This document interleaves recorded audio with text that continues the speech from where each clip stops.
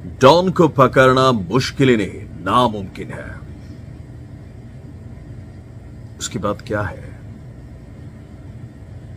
हम क्या कर रहे हैं? খেয়াল আসছে আমি তো নিউজ করব। শর্ট টার্ম মেমোরি লস হয় আমার, মাঝে মাঝে ক্যারেক্টার ভুলে যাই যে হাম কौन है कहां से आए हैं। দর্শক আপনাদের একটা ছবির কথা খেয়াল থাকার কথা, গজনির ছবি, আমির খানের সেই ঐতিহাসিক বিখ্যাত একটা ছবি যে নায়িকা মরার পরে ওই হাতুড়ির আঘাতে আমির খানের শর্ট টাইম মেমোরি লস হয়ে যায়, অনেক সময় ভুলে যায় সে একটা কাজের মধ্যে যা সে ভুলে যায় যে সে কে, পরে আবার মেমোরি খেয়াল আসে। যাই হোক, ভিপি নুরুল হক নূরের আসলে শারীরিক অবস্থা কি? আমরা কি ডাক্তারদের কথা মনোযোগ দেব নাকি রাশেদ খানের?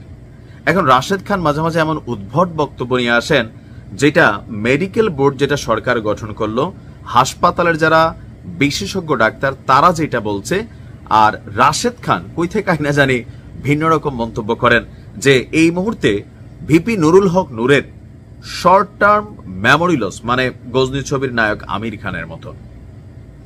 ভিপি নূরের চিকিৎসা নিয়ে আমরা দেখেছি ঢাকা মেডিকেল কলেজ হাসপাতাল থেকে যে বোর্ড তৈরি হয়েছে তারা বলেছে যে বাংলাদেশে তার চিকিৎসা সম্ভব, এমনকি তিনি আস্তে আস্তে আগের থেকে ভালো। এমনি মস্তিষ্কে যেহেতু আঘাত পেয়েছে, রক্তক্ষরণ হচ্ছে অথবা ভেতরে জমে থাকা জমাট রক্ত এগুলো বের হচ্ছে, আর মোটামুটি সবকিছু মিলে ভালো। কিন্তু রাশেদ খান প্রতিদিন একবার গণমাধ্যমকে চাঙা রাখা ট্রাই করছেন যে ভিপি নূরকে বিদেশে নিয়ে চিকিৎসা না দিতে একটি মহল, আরে বাবা কোন সেই মহল? এই যে রাজনীতিবিদদের কথায় কথায় একটি মহল, ক্যামেরা দেখলেই একটা কথা, এটা দেখবেন আওয়ামী লীগের সময় আওয়ামী লীগের নেতা কর্মীরা বলতো নিজেরাই যে একটি মহল, একটি দল অথবা একটা সংগঠন অথবা একটা টিম চায় না। তো রাশেদের বক্তব্য হচ্ছে একটি মহল ভিপি নূরকে বিদেশে নিয়ে চিকিৎসা না দিতে সক্রিয়ভাবে কাজ করছে। তার শারীরিক অবস্থার উন্নতি হয়নি, তার শর্ট টাইম মেমোরি লস হচ্ছে। আজকে ঢাকা মেডিকেল কলেজ হাসপাতালের যে বাগান গেট সেখানে তিনি বলছেন সরকারের পক্ষ থেকে বলা হয়েছিল নুরুল হক নূরকে উন্নত চিকিৎসার জন্য বিদেশ পাঠানো হবে, কিন্তু আমার মনে হচ্ছে বিষয়টি নিয়ে গড়িমসি করা হচ্ছে। এখন নূরের যে শর্ট টাইম মেমোরি লস হচ্ছে এটা আমরা কিভাবে বুঝবো? রাশেদ বলছেন যে নূর যখন কথা বলতে যাচ্ছেন তার পুরো কথা তিনি পুরোপুরি শেষ করতে পারছেন না, অগোছালো কথা বলছেন। 2 ঘন্টা আগে ওষুধ খেলেও পরে ভুলে যাচ্ছেন যে ওষুধ খেয়েছেন কিনা। কথা বলতে বলতে অনেক সময় ঘুমিয়ে পড়ছেন, পায়ে ভর দিয়ে দাঁড়াতে পারছেন না, নিজের শরীরের উপর নিয়ন্ত্রণ নেই।